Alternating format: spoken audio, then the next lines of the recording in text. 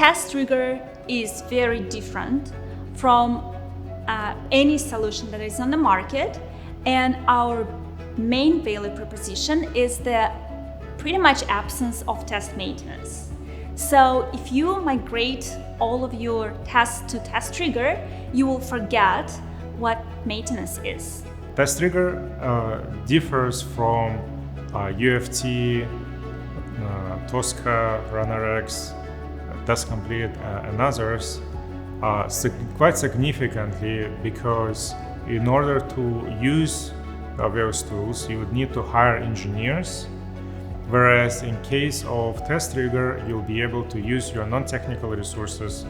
to build tests quickly, and those tests would be about 200 times more stable compared to the tests that you'll be able to build in your systems.